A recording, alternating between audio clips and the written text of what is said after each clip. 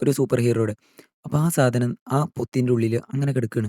അപ്പോൾ അത് കണ്ടതോടുകൂടി തന്നെ നമ്മുടെ ഏലിയറ്റ് അത് എടുക്കാൻ ശ്രമിക്കണം. എടുക്കാൻ ശ്രമിക്കുന്നതിനിടയിൽ ഏലിയറ്റ് ഏകദേശം അത് പിടിച്ച് പുറത്തേക്ക് കൊണ്ടുവരാൻ നോക്കുന്ന സമയത്ത് അത് മൊത്തത്തിലൊരു മുടി കൊണ്ട് കവർ ചെയ്തേക്കാണ്. അതായത് ഏകദേശം പ്രായമായ ഒരാളുടെ മുടി പോലെ. അതിങ്ങനെ ചുറ്റി വരിഞ്ഞ് നിക്കാണ്. അപ്പൊ നമ്മുടെ ഏലിയറ്റ് അതെല്ലാം നീക്കി പതുക്കെ അത് പുറത്തെടുക്കാൻ ശ്രമിക്കുന്ന സമയത്താണ് പെട്ടെന്ന് ഒരു വലിയൊരു കൈ വന്നിട്ട് അവന്റെ കയ്യില് കേറി പിടിക്കാണ്. കണ്ട ഒരു വിചിത്ര ജീവി. എന്നാ മനുഷ്യനോട് രൂപസാദൃശ്യമുള്ള വികൃതമായ ശരീരവും കൈകളുമുള്ള ഒരു ജീവി. ഏലിയറ്റ് ആണെങ്കില് അലറി വിളിച്ച് കരയാണ്. അതുകൊണ്ട് തന്നെ ആ ജീവി അവനെ ഉപദ്രവിക്കാതെ വിടാണ്. പെട്ടെന്ന് നീന്തി കേറിയ ഏലിയറ്റ് ആകട്ടെ വേഗം വന്നത് അമ്മയോട് പറയാണ്. അമ്മ അപ്പോൾ പതുക്കെ സ്വിമ്മിംഗ് പൂളിനടുത്തൊക്കെ വന്ന് അവിടെ മൊത്തം നോക്കുന്നുണ്ട്. ആരെങ്കിലും ഉണ്ടോ ഇവിടെ എന്നൊക്കെ ചോദിച്ച്. ഇതോടൊപ്പം തന്നെ നമ്മുടെ എലിയറ്റിനോടും ചോദിക്കുന്നുണ്ട്, നിനക്ക് ഉറപ്പാണോ ഇവിടെ ആരെങ്കിലും കണ്ടോ നീ? അപ്പം പറയുന്നുണ്ട് അവളുടെ പേര് പറഞ്ഞത് റബേക്ക. അവൾ അവളുടെ അമ്മയെ തിരയാണെന്ന് എന്നോട് പറഞ്ഞു എന്നൊക്കെ പറയണം. എന്നാൽ ഈ കാര്യങ്ങളൊക്കെ ഈവാകട്ടെ റേയിനോടും പറയുന്നുണ്ട്. എന്നാൽ റേ ഇതൊന്നും വിശ്വസിക്കുന്നില്ല. കാരണം അവൻ പറയുന്നത് നമ്മുടെ എലിയറ്റ് ആണെങ്കിൽ ചെറുപ്പം മുതലേ മൃഗങ്ങളോടൊക്കെ സംസാരിച്ചും അങ്ങനെയൊക്കെ നടക്കുന്നതല്ലേ. യഥാർത്ഥ സുഹൃത്തുക്കളൊന്നും ഇല്ലല്ലോ. അതുകൊണ്ട് തന്നെ അവന് തോന്നിയതായിരിക്കും. റേ ആ കാര്യം പെട്ടെന്ന് അങ്ങോട്ട് തള്ളി നീക്കിയിട്ട് അവൻ അടുത്ത പ്ലാൻ പറയാണ്. അതായത് നമുക്കിവിടെ ഒരു പൂൾ പാർട്ടി വെച്ചാലോ? എല്ലാവരെയും വിളിക്കാം. നമ്മുടെ എല്ലാവരുടെയും ഫ്രണ്ട്സിനെയും എല്ലാവരെയും വിളിച്ച് ഒരു വലിയൊരു പൂൾ പാർട്ടി. ഇതിനോട് എല്ലാവരും യോജിക്കുന്നുണ്ട്. എല്ലാവരും പറയാണ്. ഈവും പറയുന്നുണ്ട് അതെ ഞാൻ എൻ്റെ ഫ്രണ്ട്സിനെ വിളിക്കാം. അതുപോലെ മൂത്ത മകളെ ഈസി പറയുന്നുണ്ട് ഞാൻ എൻ്റെ ഫ്രണ്ട്സിനെ വിളിച്ചോട്ടെ. അപ്പോൾ റേ പറയാം അതിനെന്താ വിളിച്ചോളൂ. അങ്ങനെ ഒരു പൂൾ പാർട്ടി നടത്താൻ തീരുമാനിക്കണം. റേ ഒരു ബേസ്ബോൾ പ്ലെയർ ആയതുകൊണ്ട് തന്നെ നമ്മുടെ മകനായ ഏലിയറ്റിനും അതേ ആഗ്രഹം തന്നെയാണ്. അതായത് അച്ഛനെ പോലെ നല്ലൊരു പ്ലെയർ ആവണം. അപ്പോൾ ഇപ്രാവശ്യം നമ്മുടെ ഏലിയറ്റിൻ്റെ കൂടെ അവൻ്റെ അമ്മയും അതുപോലെ തന്നെ അച്ഛനും മകളും വന്നിട്ടുണ്ട്. ഇതേ സമയം ഈ ഏലിയറ്റിൻ്റെ കോച്ച് നമ്മുടെ റേയിനോട് ബാറ്റ് ചെയ്യാൻ പറയണം. അതായത് വലിയൊരു പ്ലെയർ ആണല്ലോ, അതുകൊണ്ട് തന്നെ അവിടെ വന്നതുകൊണ്ട് തന്നെ നമ്മുടെ കുട്ടികളുടെ ഇടയിലൊക്കെ അവർക്കൊക്കെ ഒരു പ്രചോദനമായിക്കോട്ടെ. നിങ്ങൾ വലിയൊരു പ്ലെയറാണ്, അതുകൊണ്ട് തന്നെ ഒന്ന് രണ്ട് ബാറ്റ് ചെയ്യാൻ പറ്റുമോ എന്നൊക്കെ ചോദിക്കണം. അപ്പോൾ നമ്മുടെ റേ ആയിക്കോട്ടെ ഞാൻ ഒരുപാട് കാലമായി ബാറ്റ് തൊട്ടിട്ട് എങ്കിലും ഒന്ന് ശ്രമിക്കാം. 2 ബോൾ എറിഞ്ഞപ്പോഴേക്കും നമ്മുടെ റേ നല്ല അസലായിട്ട് നിലത്ത് വീഴാണ്. അതായത് ഒരുപാട് കാലമായി ബാറ്റ് എടുത്തിട്ട്. അതുകൊണ്ട് തന്നെ അവൻ്റെ പഴയ കളിയൊന്നും അവൻ്റെ കയ്യിലില്ല. മൂന്നാമത്തെ ബോൾ എറിയാൻ വേണ്ടി നിൽക്കുന്ന സമയത്താണ് അതായത് എന്തോ ഒരു ശക്തി പോലെ നമ്മുടെ ആ സ്വിമ്മിംഗ് പൂളിൻ്റെ അടിയിൽ നിന്നും എന്തോ ഒന്ന് പുറത്ത് വരുന്നത് പോലെ തോന്നുന്നു. അതായത് മൂന്നാമത്തെ ബോൾ വന്നതും നമ്മുടെ റേ ആ ബോളിനൊരു അടിയാണ്. അതായത് ഒരു സാധാരണ മനുഷ്യനെ അടിക്കുന്നതിലും ഇരട്ടി പവറിലുള്ളൊരു അടി. ആ ബോൾ പൊട്ടി അതുപോലെ തന്നെ കണ്ണുകൊണ്ട് കാണാൻ പോലും പറ്റാത്ത അത്രയും സ്പീഡിൽ തെറിച്ച് പോവാണ്. ഇത് കണ്ടിട്ട് അവിടെയുള്ള കാണികളും കോച്ചും അതുപോലെ തന്നെ അവൻ്റെ ഭാര്യയും മക്കളൊക്കെ കൂടി ആകണ അമ്പരക്കാണ്. അതായത് ഇതുപോലെ ഇത്രയും വീക്കായിട്ട് നിന്നിരുന്ന ഈ റേ ഇത്രയും പവറിലൊക്കെ അടിക്കണമെന്നുണ്ടെങ്കിൽ എന്തായിരിക്കും?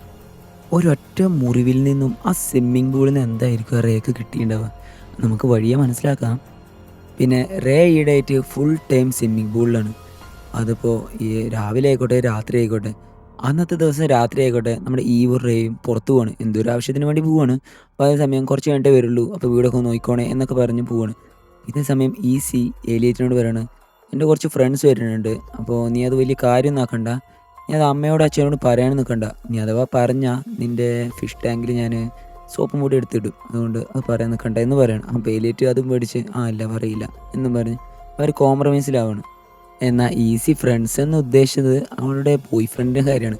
അതുകൊണ്ട് ബോയ് ഫ്രണ്ട് വന്നു. അവർ രണ്ടുപേരും സ്വിമ്മിംഗ് പൂളിൽ അങ്ങനെ കളിച്ചുകൊണ്ടിരിക്കുകയാണ്.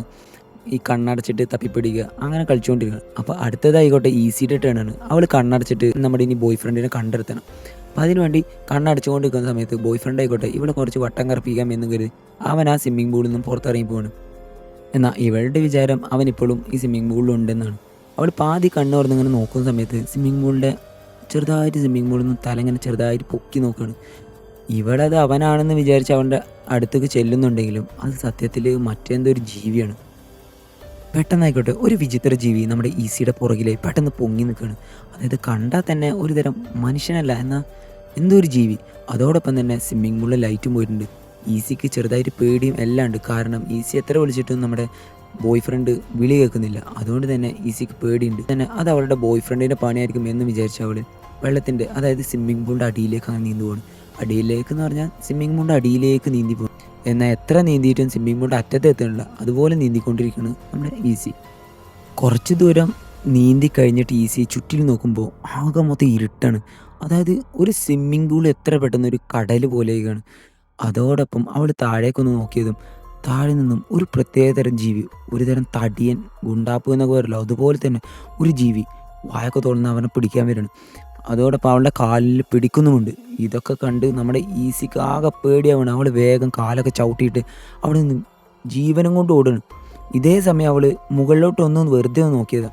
അതാ കാണുന്നു. അതായത് എത്രയോ ദൂരെ മുകളിലായിട്ട് ആ സ്വിമ്മിംഗ് പൂളിലെ ലൈറ്റ് അങ്ങനെ കാണുന്നു. പിന്നെ ഇതിൻ്റെ ഇടയ്ക്ക് ഒരു ബ്രേക്കായിട്ട് പറയാണ്, ഞാൻ പറയുന്ന എന്തെങ്കിലും തെറ്റോ അല്ലെങ്കിൽ എൻ്റെ എക്സ്പ്ലനേഷനിൽ എന്തെങ്കിലും തെറ്റുണ്ടെങ്കിൽ നിങ്ങളത് ദയവായിട്ട് കമൻ്റായിട്ടൊന്ന് പറയണം. എങ്കിലേ എനിക്കത് തിരുത്താൻ കഴിയുള്ളൂ. കാരണം ഇത് ഞാൻ ആദ്യമായിട്ട് തുടങ്ങുന്ന യൂട്യൂബ് ചാനലാണ്. പിന്നെ പിന്നെ മറ്റുള്ള ചാനലുകളെ പോലെ ഞാൻ അത്ര എക്സ്പേർട്ടൊന്നുമല്ല. അതുകൊണ്ടാണ്. ഓക്കെ. അപ്പോൾ നമുക്ക് നേരെ ആ കഥയിലോട്ട് തന്നെ ഒന്നും കൂടിയും പോകാം. എങ്ങനെയോ ആ ജീവിയുടെ കയ്യിൽ നിന്നും നമ്മുടെ ഈസി രക്ഷപ്പെട്ട് വേഗം വന്ന് അവൾ കരയിലേക്ക് കയറി നിന്ന് വിറച്ച്, അതായത് പേടിച്ച്, അവൾക്കൊന്നും മനസ്സിലായിട്ടില്ല. അതുകൊണ്ട് തന്നെ ആ കരയിലോട്ട് ഇരുന്ന് തന്നെ സ്വിമ്മിംഗ് പൂൾ ആകെ മൊത്തം നിരീക്ഷിക്കണം. അതായത് എന്താണ്, എന്താ ഇപ്പോൾ സംഭവിച്ചത്. ഇതേ സമയം എലിയറ്റ് വിളിച്ചു പറയാണ്, ഈസി അച്ഛനും അമ്മയും വരുന്നുണ്ട്. അതുകൊണ്ട് തന്നെ വേഗം അവളുടെ ബോയ് ഫ്രണ്ടിനെ അവൾ പറഞ്ഞയക്കണം.